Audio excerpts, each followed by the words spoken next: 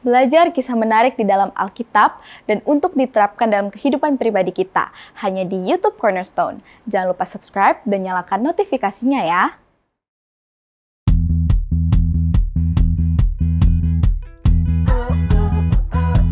Pelajaran ketiga dengan judul Bangunlah Itu. Ya, nah pelajaran pekan ini menyambung pekabaran tentang dua nabi yang terpisah dan mereka menulis mengenai peristiwa yang sama untuk membangun kembali bait suci di Yerusalem.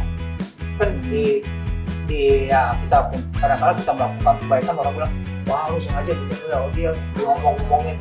Kalau kita hanya memang udah bikin baik, tinggalin aja ya, kan yang lemah kita sendiri. Iya. Tapi kalau kita tetap melakukan itu dengan baik, justru kita akan kuat, kita juga akan dapat hasil yang baik.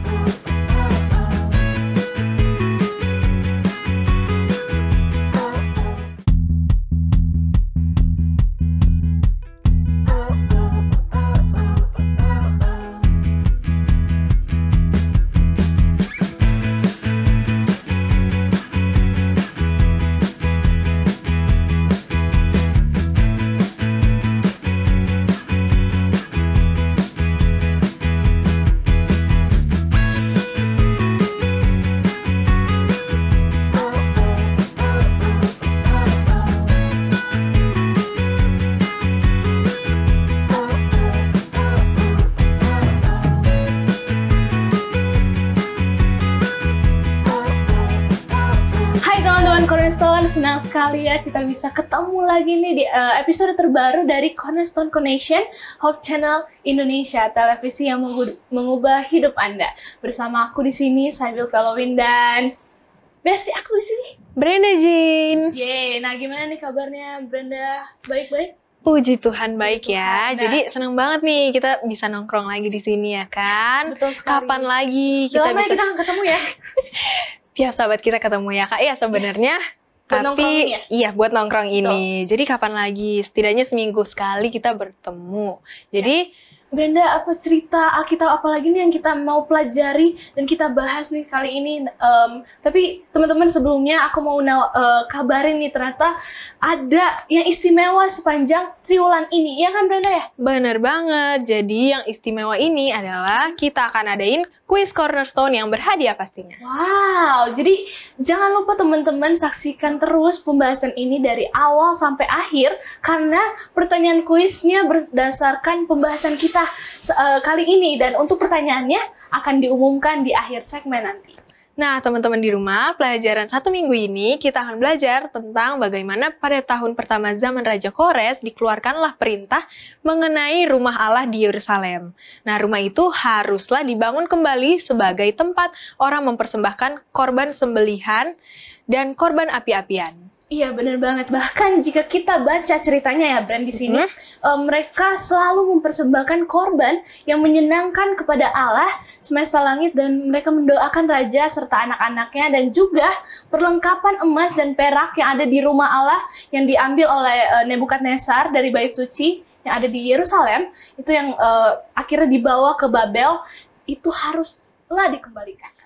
Betul, supaya kembali pula semua ke dalam bait suci yang ada di Yerusalem ke tempatnya yang semula, dan mereka Kak harus menaruh ke dalam rumah Allah.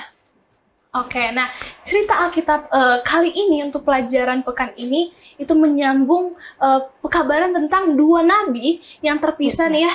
Mereka menulis mengenai peristiwa yang sama untuk membangun kembali bait suci di Yerusalem. Wah, Kak, kayaknya cerita kali ini seru banget ya. Bener. Jadi aku makin penasaran, pasti Kakak juga makin penasaran kan? Iya dong, Bren. Kita berdua penasaran banget ya. Apalagi aku nih penasaran banget apa nih pelajaran selanjutnya yang kita akan bahas. Betul banget. Tapi sebelum kita lanjut mencari tahu apa maksud dari pelajaran kita saat ini, tetap bersama-sama dengan kami di Cornerstone Connection.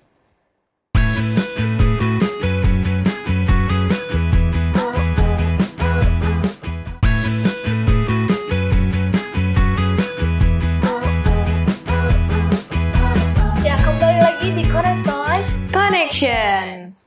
Program ini hadir untuk menuntun kamu kepada Alkitab agar dapat melihat kisah besar Allah dan manusia. Nah, jika kamu mau mencari firman Allah yang benar, Cornerstone Connection yang menyajikan cerita Alkitab dan menantang kamu untuk menghubungkannya dengan kehidupan nyatamu. Nah, sepanjang triwulan ini, tema besarnya yaitu pembebasan. Dan kita sudah masuk di pelajaran ketiga dengan judul Bangunlah Itu. Dan ayat inti kita ada di Ezra 6 ayat 3. Pada tahun pertama Raja Kores, dikeluarkanlah perintah oleh Raja Kores mengenai rumah Allah di Yerusalem. Rumah itu haruslah dibangun kembali sebagai tempat orang mempersembahkan korban sembelihan, dan korban api-apian haruslah tingginya 60 hasta dan lebarnya 60 hasta. Ya, nah pelajaran pekan ini menyambung pekabaran tentang dua nabi yang terpisah dan mereka menulis mengenai peristiwa yang sama untuk membangun kembali bait suci di Yerusalem. Nah, di segmen ini kita juga telah hadir bersama-sama dengan kita ya Pendeta, Pendeta Beni Tambunan. Halo Pendeta. Oke. Apa kabar Pendeta? Baik-baik, kalian sehat ya? Sehat. Puji Tuhan sehat. Ya. Nah, di segmen ini Pendeta banyak yang kami mau tanyakan nih. Jadi khususnya terkait dengan pelajaran kita saat ini sepanjang 1 minggu ini. Sahabat ketiga. Ya, betul. Ya, benar banget Pak Pendeta. Nah, kita langsung aja nih. Aku udah gak sabar untuk menanyakan pertanyaan. Kalau kita lihat nih Pendeta dari pelajaran kita minggu ini, pertanyaannya adalah, apakah pelajaran yang menarik dari pekabaran Sakaria pada saat ini Pendeta? Iya, pelajaran kita kan lanjutan dari minggu lalu, ya. Pada waktu disuruh untuk bangun Ka'bah, masih sebagian nggak yakin, sebagian nggak mau karena merasa sudah nyaman dengan situasi mereka, ya. Jadi belum waktunya dan banyak alasan lainnya, ya. Sekarang raja sendiri yang sudah memberikan, oke, sekarang kamu pergi, semua surat-surat sudah disiapkan, bahkan surat-surat untuk membawa peralatan-peralatan juga sudah suruh bawa, ya. Jangan kamu ini kan peralatan-peralatan yang pernah diambil dulu dibawa ke tempat mereka, sekarang suruh bawa kembali ke sana, masukkan kembali, dihitung semuanya sampai berapa panjangnya, lebarnya, kemudian juga tingginya, demikian juga dengan mesbah-mesbahnya, semua sudah dan disuruh bawa semuanya dan mempersiapkan segala sesuatunya. Jadi pekabaran yang diberikan pada saatnya adalah bahwa sebenarnya Tuhan kita itu bekerja bukan main. Bukan hanya melalui umatnya saja, tapi melalui orang lain pun Tuhan bisa bekerja untuk maksud agar umatnya boleh bertumbuh, mempunyai hubungan kembali dengan Tuhan. Jadi dibawakan kepada kita bahwa ini ada loh sebenarnya cara Tuhan untuk memenuhi apa yang mereka inginkan selama ini sebagai seorang buangan, kembali ke negara mereka, membangun kembali Ka'bah. Inilah saatnya untuk mereka lakukan. Oke, masuk ke pertanyaan kedua ya Pendeta, aku langsung tanyain aja. Apa maksud Allah ketika dia mengatakan bahwa Yerusalem akan menjadi sebuah kota tanpa tembok, dan karena dirinya sendirilah yang menjadi tembok api di sekeliling mereka. Itu kira-kira apa Pendeta? Iya, kalau zaman dulu kan pertahanan negara itu memang tembok ya. Kalau zaman sekarang mau tembok juga ada tembok. Dilompatin. Diapain dari atas bisa hancur semuanya. Iya, betul. Sekarang, ya. Kalau zaman dulu memang orang berperang, jadi tembok itu memang kekuatan. Jadi orang bangun tembok, ya, sampai berlapis. Kadang lapis pertama, ada lapis kedua, ya, lapis pertama, kemudian ada biasanya dikasih sungai, gitu ya. Kemudian bangun lagi. Jadi ada lapisan-lapisannya, ya, dengan prinsip bahwa itu jadi pertahanan supaya orang lain tidak bisa menyerang kepada mereka dan mereka bisa aman di dalam. Tebal banget ya Pendeta itu. Iya, tebal. Bukan hanya satu tapi bisa berapa lapis. Jadi sudah misalnya di depan dibangun tembok berapa lapis, berapa ininya, kemudian ada sungai. Ya, seperti pada waktu Raja begitu enak-enak pesta-pesta, pikir aman-aman saja, tentunya dari sungainya kan masuk dari. Jadi kan semuanya itu bisa pertahanan. Nah, Tuhan memberikan kepada kita bahwa sebenarnya Tuhan itu pertahanan kita, tembok pertahanan kita. Jadi nggak perlu sebenarnya takut karena pertahanan kita itu kokoh gitu.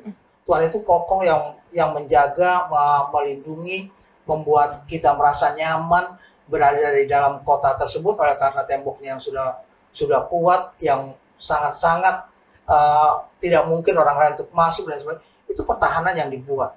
Ya, tetapi di lain pihak bahwa orang yang merasa di dalam itu juga harus merasa bahwa memang dia punya hubungan dengan Tuhan baik. Kalau dia tidak merasakan hubungan dengan Tuhan dengan baik, dia tidak akan merasa nyaman dengan tembok yang Tuhan buat, bahwa dialah pertahanan, benteng pertahanan kita, ya, yang dirasakan bahwa Allah itu memang kekuatan, ya, dan kekuatan itu sulit untuk mereka untuk mengalahkannya. Wah, luar biasa sekali. Terima kasih banyak pendeta telah menjawab beberapa pertanyaan yang tadi kita tanya, dan itu bisa pas kita dengar tadi itu bisa menjadi kekuatan untuk kita juga betul dan banget. teman-teman yang ada di rumah. Nah, teman-teman, kita akan bahas lebih lanjut lagi dan pastinya lebih menarik lagi nih, Kak. Tapi tunggu dulu, karena kita akan dengar apa kata Profesor Corner dalam Apakah Kamu Tahu berikut ini. Kembali lagi dalam segmen Apakah Kamu Tahu bersama saya, Profesor Corner. Apakah kamu tahu bahwa pada waktu pekabaran yang memberikan dorongan kepada Yehuda, diberikan kepada Zakaria, orang yang memimpin pembangunan Bait Suci di Yerusalem belum pernah melihat Yerusalem ataupun Bait Suci yang semula.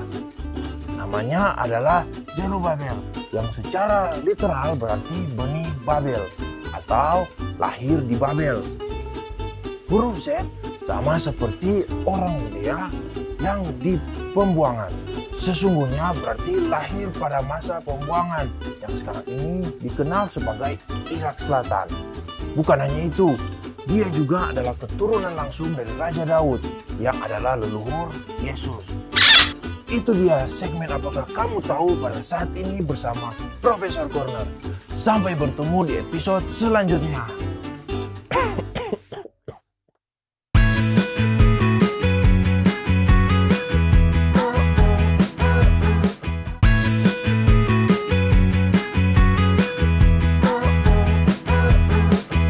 Kembali lagi di Cornerstone. Connection. Nah, tadi kita udah kita udah dengar dari Profesor Corner Benar. tentang orang yang memimpin pembangunan Bait Suci di Yerusalem, dan mereka padahal belum pernah melihat Yerusalem itu ataupun Bait Suci yang semula. Bener, Kak. Jadi Biasa. dalam sekilas cahaya, sepanjang sejarah umat Allah, gunung besar kesukaran yang tampaknya tidak dapat didaki, menjulang tinggi di hadapan mereka yang berusaha melaksanakan rencana-rencana surga. Rintangan-rintangan seperti itu dibiarkan Tuhan sebagai suatu ujian iman. Bila mana kita dikurung dari segala penjuru, inilah waktunya di atas segala waktu yang lain untuk berharap kepada Allah dan kepada kuasa rohnya. Latihan iman yang hidup berarti suatu peningkatan kekuatan rohani dan pembangunan suatu kepercayaan yang teguh. Nah, karena kita masih di sini bersama Pak Pendeta Benny Tambunan, Benar. Pak Pendeta, aku banyak sekali pertanyaan tentang pembahasan ini, maka dari itu aku mau bertanya nih Pak Pendeta. Pak Pendeta, apakah menurut Pak Pendeta Yerusalem yang baru dan indah ini memiliki hubungan dengan Yerusalem yang digambarkan dalam Wahyu 21? Pendeta mungkin boleh jelaskan sedikit tentang ini? Iya, jangan lupa bahwa Yerusalem yang dalam pelajaran kita dibangun kembali untuk memulihkan mereka punya hubungan dengan Tuhan, ya. Kan ini sejarah katakan bahwa mereka itu 70 tahun akan ditawan, setelah 70 tahun baru mereka akan dilepaskan. Belum 70 tahun mereka sudah disuruh siap-siap, termasuk titah daripada Kores, dan titah Kores itu mereka laksanakan, kemudian mereka mulai bangun, dikasih kepada Zerubabel untuk membangun semua peralatan-peralatan yang ada dan semuanya gambaran yang ada. Maka kota itu kembali dirasakan hidup kembali dalam keadaannya, mereka boleh tinggal di dalamnya. Ini kan perasaan nyaman yang mereka rasakan tinggal berada di kota mereka sendiri seperti kita lah. Ya. Iya. Walaupun kita pergi ke luar negeri kan rasanya walaupun gimana nggak enak, kayaknya tinggal di Enakan diri, enakan ya. di Iya, rumah, benar. ya, enakan di rumah sendiri dan lain sebagainya. Jadi perasaan itu juga yang mereka alami dalam keadaan demikian. Nah, apa hubungannya dengan kalau kita kembalikan pada Wahyu? kita jangan lupa kita kan bukan dari dunia ini sebenarnya ya. Maksudnya hubungan kita itu sebenarnya dengan Tuhan, tinggal bersama dengan Tuhan sama seperti Adam dan Hawa pada waktu diciptakan, maka kita seharusnya punya keinginan untuk tinggal di Yerusalem yang baru. Dan Yerusalem yang baru itu adalah mempunyai satu hubungan yang lebih akrab lagi dengan Tuhan, yang selama di dunia ini mungkin kita hanya off gitu ya. Naik turun dalam hubungan kita dengan Tuhan. Di Yerusalem baru kita bisa langsung, kita bisa bercerita, kita bisa bertanya dan lain sebagainya. Maka Yerusalem yang baru itu gambarannya memang dalam gambaran keindahan, tapi lebih daripada itu gambaran hubungan kita dengan Tuhan yang lebih akrab lagi. Oke, ini lanjut ke pertanyaan aplikasi ya Pendeta. Bagaimana kita dapat tetap fokus terhadap apa yang Allah minta kita lakukan daripada sementara orang-orang lain di sekitar kita sebenarnya mengesampingkan perintah Tuhan, dan bagaimana Allah dapat menolong kita mengatasi tantangan ini? Iya, seorang pemimpin pada waktu disuruh untuk memimpin tapi ditentang dengan kiri kanan, itu sebenarnya hal yang biasa. Kalau nggak ditentang nggak enak kan ya. Iya, kalau kita mimpi nggak ada yang nentang, ya oke. Enak-enak aja ya. Enak aja. Iya, Kita juga salah jalan. Ya. Bisa juga salah jalan. Bahwa mungkin penentangan itu, walaupun Jerubabel dimintakan untuk memimpin, untuk membangun, untuk lain sebagainya ya, itu sebabnya diistilahkan dengan Ka'bah Jerubabel, karena memang dia yang memimpin akan pembangunan itu. Jadi dia memimpin pembangunan itu dengan baik. Dia rasakan apa yang menjadi tujuannya agar bangsa ini bisa kembali kepada Tuhan dan merasakan hubungan dengan Tuhan, walaupun tadi sudah dibahas ya, kita sudah singgung bahwa mereka kan nggak pernah nih lihat Jerubabel yang lama, Ka'bah yang lama ya, Bait Suci yang lama itu gimana ininya, sekarang harus bangun dalam keadaan yang baru, yang nggak punya gambaran dan lain sebagainya. Kalau sekarang nggak punya ya. Ini foto kita tahun segini, ini waktu lahir bisa dinikah. Dulu kan nggak ada, Iya. nggak ada, belum ada ditemukan foto, belum ada lain sebagainya. Jadi dia punya gambaran saja berdasarkan kepada apa yang Tuhan berikan, ya, berdasarkan firman Tuhan yang dia baca, bagaimana membangun, bagaimana Salomo bangun dan lain sebagainya. Dia mulai membangun akan bait Allah itu atau bait suci itu dengan baik. Jadi tidak perlu takut sebenarnya sebagai seorang pemimpin kalau ada tantangan, ada halangan dan lain sebagainya. Fokus kita memang ya saya untuk bangun, ini untuk berkat bagi semuanya ya. Kan ya kita pun kadang-kadang kita melakukan kebaikan, orang bilang wah lu sengaja bikin dia diomong-ngomongin. Kalau kitanya memang ya udah bikin baik, tinggalin aja udah nggak usah. Ya kan yang lemah kita sendiri sebenarnya. Yeah. Tapi kalau kita tetap melakukan itu dengan baik, justru kita akan kuat, kita juga akan dapat hasil yang baik nantinya. Oke. Terima kasih juga ya Pendeta untuk penjelasan jawabannya. Tentunya kita semua butuh dorongan untuk melakukan sesuatu ya Kak. Nah, saat ini kita akan mendengarkan pendapat dari teman-teman Cornerstone dalam segmen Apakah Pendapatmu?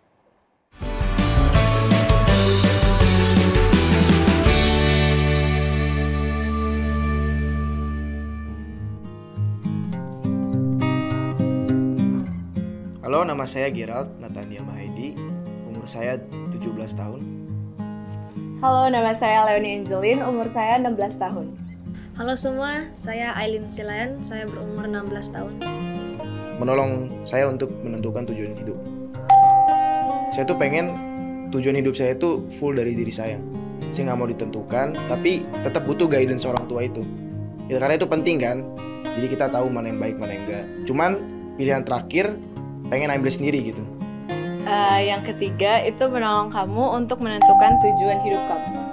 Orang tua itu kan lebih dewasa daripada kita dan udah memiliki pengalaman yang lebih banyak dari kita. Jadi untuk menentukan tujuan di hidup kita, contohnya misalnya saya kan kelas 12 itu untuk masuk ke universitas pasti membutuhkan advice dari orang tua juga. Lebih baik masuk jurusan ini atau yang mana? Kalau saya mau jujur, saya pilih yang menolong untuk menentukan tujuan hidup. Tapi juga harus ada yang kayak mendengarkan juga. Jadi seringkali kalau saya secara pribadi ya, kalau misalnya saya ditanya mau jadi apa, terus saya bilang oh mau jadi ini. Kadang-kadang suka bilang kenapa nggak jadi ini aja, duitnya lebih banyak, terus juga waktu untuk kuliahnya nggak terlalu panjang juga, kan lebih banyak membantu.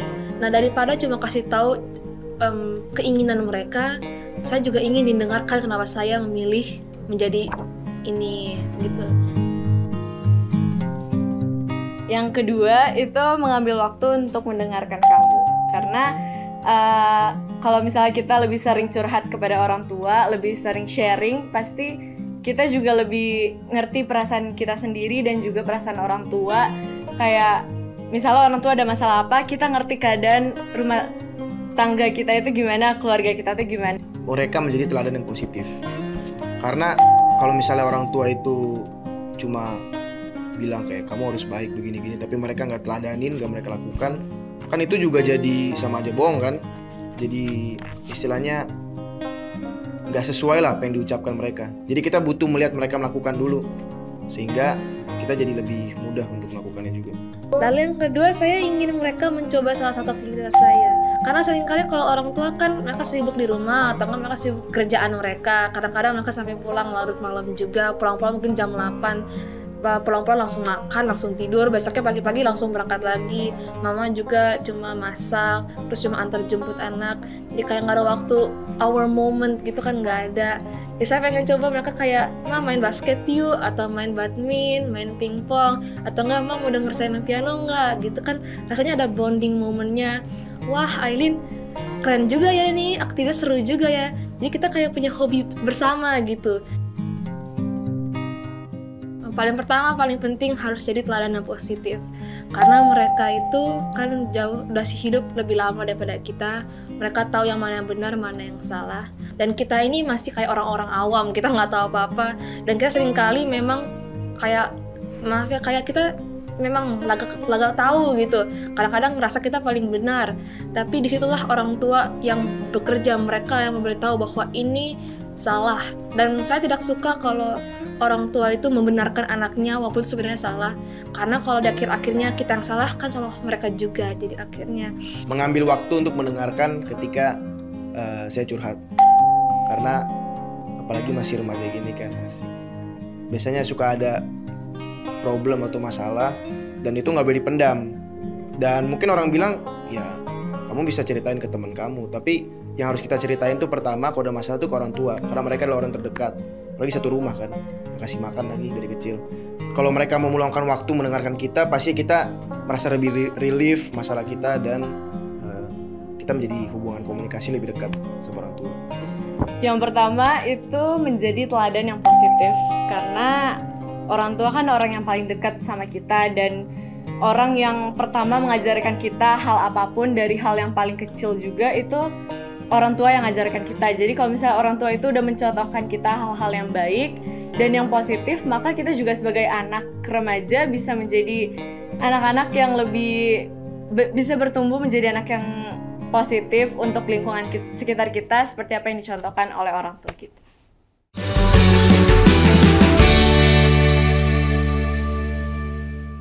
Nah, itu dia tadi kita sudah melihat tanggapan dari teman-teman Cornerstone. Ternyata menarik banget ya. Bener Kak. Jadi sekali lagi buat pendeta terima kasih sudah diberikan penjelasannya, dan juga untuk teman-teman jangan kemana-mana dulu ya. Kita akan kembali lagi tetap di Cornerstone Connection.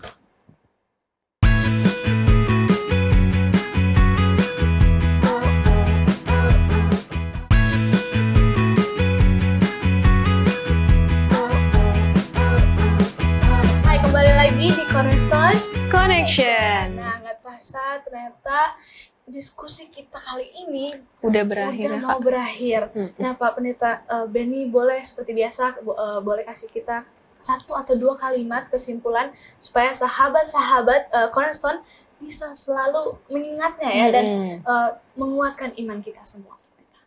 Iya, kepada semua orang muda dimanapun pada saat ini berada, pelajaran 3 bangunlah itu menceritakan bagaimana Ka'bah mulai dibangun. Kalau yang lalu minta untuk supaya dibangun, sekarang sudah mulai bangun. Tantangan selalu ada, masalah selalu ada. Tapi kalau fokus pada pembangunan itu, akhirnya Zerubabel bisa menyelesaikan. Itu sebabnya sering katakan bait suci Jerubabel. Ya, bait suci Jerubabel karena dia yang membangun bait suci tersebut. Bagi kita adalah bangun saja kita, mari kita fokus pada tujuan kita, mari kita tetap pada tujuan utama kita. Jangan kita, walaupun ada tantangan dari kiri kanan, tapi kita minta Tuhan untuk boleh membantu, maka Tuhan akan membantu kita untuk menyelesaikan sampai kepada tujuan kita. Oke, terima kasih pendeta. Jadi buat teman-teman di rumah, pastinya kita udah kasih bocoran ya Kak tadi buat ada kuis berhadiah. So, dengerin baik-baik pertanyaannya dari Kak Saidia. Nah, pertanyaannya adalah apa arti dari Serubabel? Aku ulangin lagi ya buat teman-teman. Pertanyaannya adalah apa arti dari Serubabel? Mungkin teman-teman yang tadi mendengarkan pembahasannya, teman-teman dapat menulis jawabannya di kolom komentar yang ada di YouTube atau di Facebook. Atau juga teman-teman bisa menghubungi call center Hope Channel Indonesia melalui nomor yang tertera di layar kaca teman-teman semua. Jadi langsung ketik jawabannya ya. Dan teman-teman bisa langsung ini yang paling excitednya adalah teman-teman bisa menangkan hadiahnya. Betul. Aku jadi pengen juga, tapi teman-teman, ini adalah kesempatan buat kalian semua. Dan untuk melihat pemenangnya, teman-teman bisa langsung lihat di story Instagram Hope Channel Indonesia. Oke, baik Pak Pendeta, boleh minta tolong doakan kami yang ada di studio dan juga teman-teman di rumah. Baik, kita berdoa. Bapa di surga, kami terima kasih atas pelajaran yang Tuhan berikan. Kami terima kasih Tuhan telah mengingatkan bagi kami bagaimana Tuhan begitu ajaib, begitu dahsyat untuk membantu Jerubabel dalam membangun bait suci. Demikian juga dalam kehidupan kami, tentunya Tuhan yang sama akan membantu kami untuk mencapai tujuan-tujuan daripada kehidupan kami. Tuhan boleh membantu semua orang-orang muda dimanapun mereka berada dalam segala rencana-rencana hidup mereka. Tuhan juga memberkati, melindungi mereka agar mereka senantiasa bersuka, bergembira bersama-sama dengan Tuhan. Yang sakit Tuhan berikan kesembuhan, yang dalam kesusahan dan berseru kepada Tuhan. Tuhan kiranya boleh menjawab seru doa mereka, agar mereka pun boleh merasakan kasih Tuhan dalam kehidupan mereka. Ampuni segala dosa dan kesalahan kami. Kami berdoa dalam nama Anak Yesus Kristus, Tuhan dan Juru Selamat kami. Amin. Amin. Oke, sampai di sini pembahasan pelajaran Cornerstone kita buat sepanjang 1 minggu ini. Dan terima kasih buat teman-teman yang ada di studio dan Pendeta Benny yang sudah memberikan penjelasannya hari ini. Terima kasih banyak. Dan semangat terus buat mempelajari Alkitab. Dan jangan lupa ya Kak, buat satu ketetapan untuk membaca Alkitab terus di dari halaman ke halaman setiap harinya, dan kita pasti akan merasakan perubahan di dalam diri kita karena banyak janji dan pengharapan yang sudah Tuhan tulis buat kita. Ya, dan terima kasih juga para sahabat Hope Channel yang selalu setia mencari dan belajar firman Tuhan melalui Cornerstone Connection.